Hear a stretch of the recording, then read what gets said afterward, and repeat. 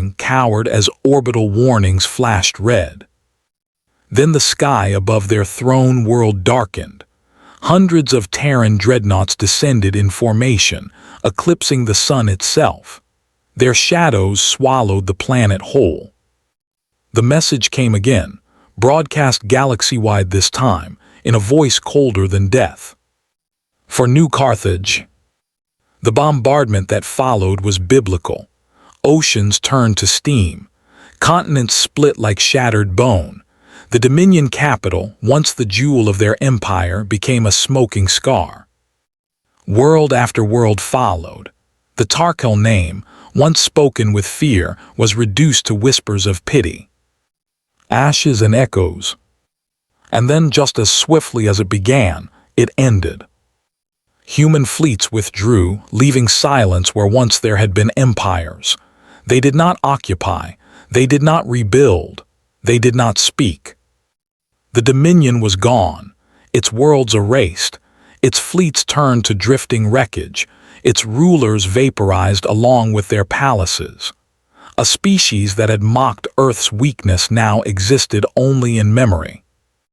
The galaxy trembled. No one laughed. No one mocked. In marketplaces and council halls, voices hushed when the word Earth was spoken. Whispers replaced arrogance. Do not provoke them. Do not test them. Do not forget New Carthage. Humanity had shown patience, yes. They had shown restraint, yes. But the lesson was clear. Their vengeance was not bound by time nor by mercy. The survivors of the Tarkel exodus, the few who had fled before the storm reached them, spoke only a single phrase over and over, as if it were a prayer carved into their bones. Never provoke Earth again. And so the stars grew quieter, shadows heavier, as the galaxy remembered the day vengeance came on wings of fire. For the humans had shown them all. To strike Earth was to erase yourself. The ashes of New Carthage. The stars over New Carthage burned bright the night it died. The colony was young, barely 60 years old, but it had grown into a jewel of the outer reaches. Vast oceans shimmered beneath glassy skylines, harvest fields spread like golden seas, and the laughter of children echoed in the valleys where humanity had laid down new roots. That night the laughter ended. The Zaire, scaled marauders of the cold spiral arms, descended without warning. Their fleets tore through New Carthage's defense pickets as though they were paper. Bombardment rained from orbit, white lances of plasma carving cities into dust. Towers melted, oceans boiled.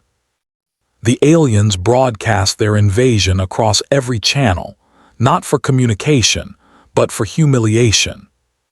Your kind expands too far, rasped Lord Kersh of the Zaire Dominion, his jagged maw dripping with pride. This colony is a warning. Humanity is weak. Humanity is prey. For 2 days they burned, slaughtered, and laughed. Every human who begged was silenced. Every home was turned to rubble. When at last the Zaire departed, New Carthage was nothing more than a blackened sphere drifting in silence, its billions erased. And the galaxy watched. The mockery of predators. In the weeks that followed, the alien courts and dominions whispered their approval.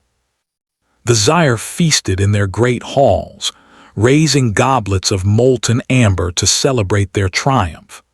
Holograms of burning human cities decorated their walls like trophies. Earth will do nothing, Kersh declared before his council. They cower behind words and treaties.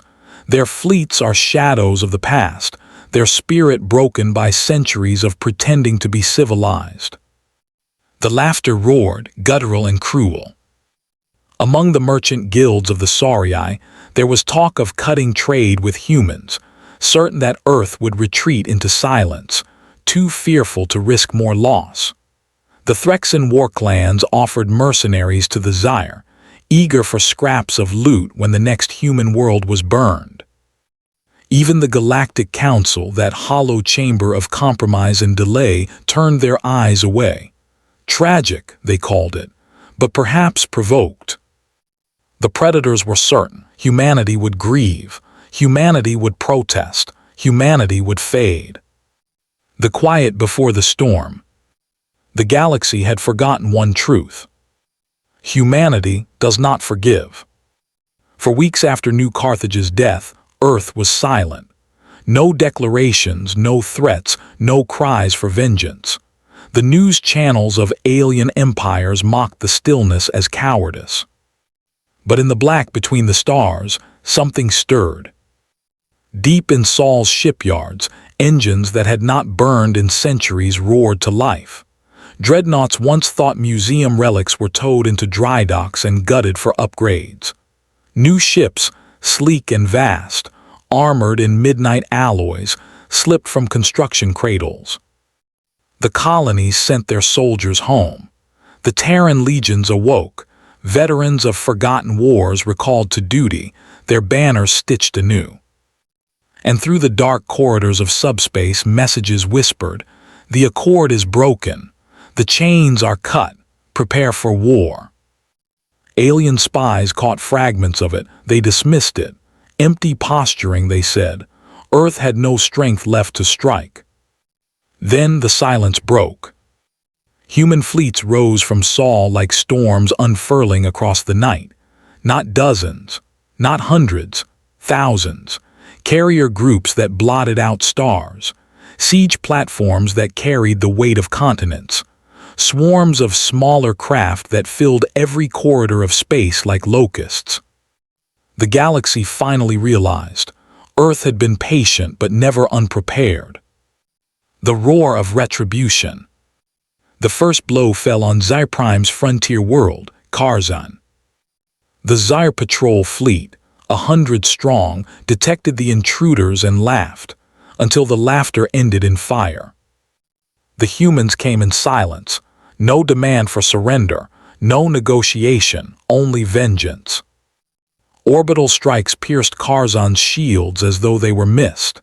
Cities disintegrated under kinetic bombardment, each impact cracking the crust of the planet. The defenders who tried to fight found their comms jammed with one repeating phrase, in a voice cold and unyielding. For New Carthage.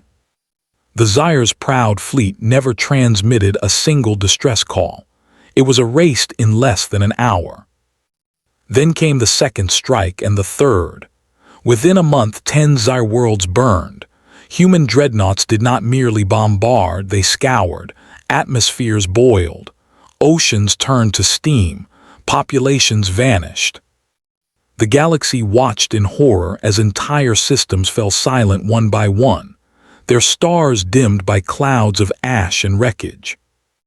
The Zyre wailed in disbelief. Their predators' arrogance curdled into fear. Kersh's broadcasts changed from laughter to fury, then from fury to desperate pleading. But Earth did not answer words, only with fire. Fire that covered suns. When the Zyre gathered their great armada, over 5,000 ships, they believed at last they could break the humans.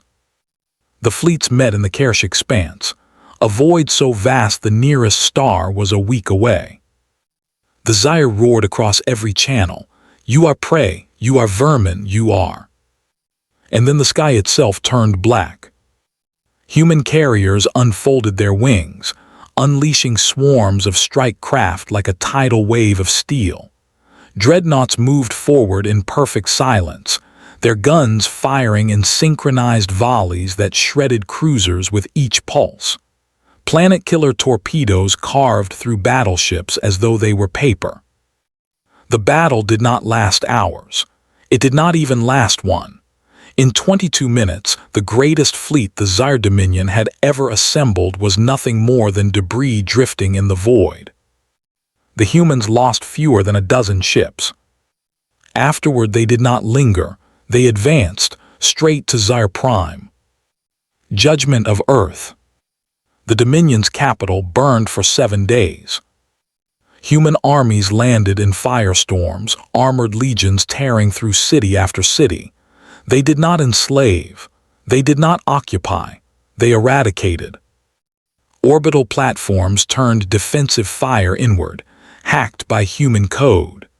Zaire warlords fled into underground tunnels, only to find Terran soldiers already waiting for them. And above it all, the Earth fleet hung like an iron crown, its weapons carving the planet into scars that would last millennia. At last, Lord Kersh himself was dragged before the ruins of his throne. His scale